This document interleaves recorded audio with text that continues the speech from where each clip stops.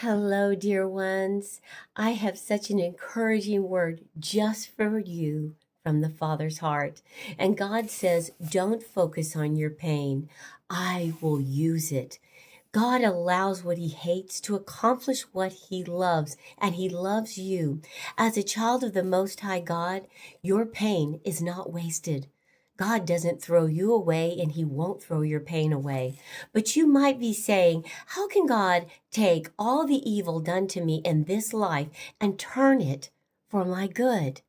How is it that he even allowed this? Why didn't he just stop it from happening? Well, first of all, God allows what he hates, dear one. He allows what he hates. If he stopped all the pain of all his sons and daughters, this would no longer be earth that we inhabit. It would be heaven. However, God will use your pain for good.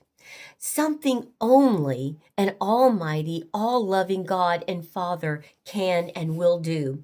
And if you and I have never experienced pain, how is it that we can relate to the pain of others, to a world that every single day is going through something? Well, I'm going to read to you Matthew 9:36 concerning these things.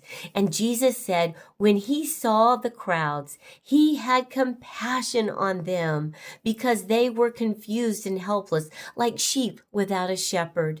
He said to his disciples, the harvest is great, but the workers are few. So pray to the Lord who is in charge of the harvest and ask him to send more workers into his field.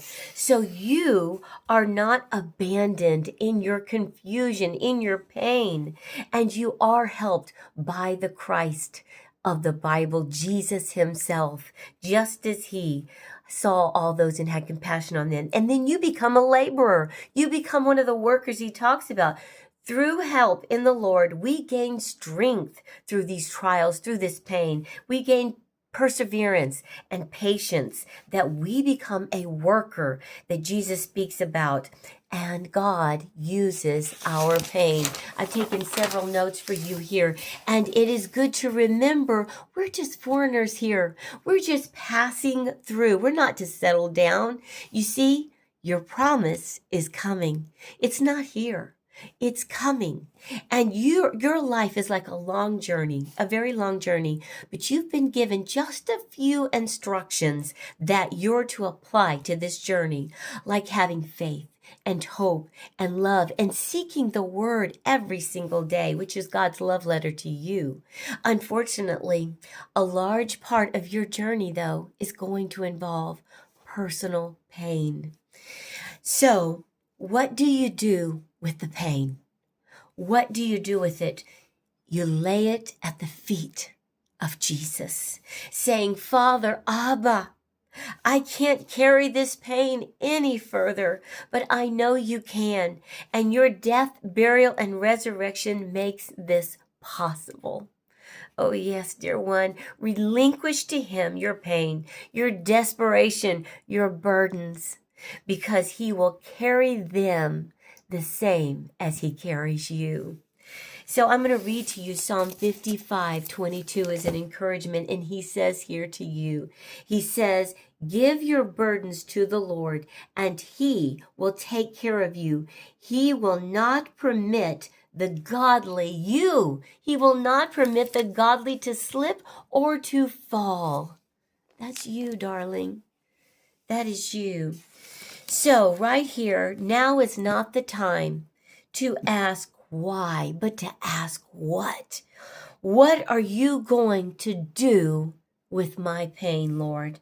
Romans 8:28, I'm going to read that to you now to encourage you of what God is going to do with your pain. Romans 8:28 says this, if I can read it. It says, and we know that God causes everything, not some things, not some pain, but all pain to work together for the good of those who love God and are called according to his purpose. That's you, son or daughter. You are called, and you love the Lord, and even more so because of his love. He has called you. He has drawn you to himself. So don't allow that pain to bring you to a place of despair, but instead relinquish your pain to your Father, because out of that, he will give you peace and he will give you purpose. He loves you more than life itself. I love you too, dear one. He allows what he hates to accomplish what he loves, and that is to give you everything that he has promised. You only have to relinquish the pain to him to see it.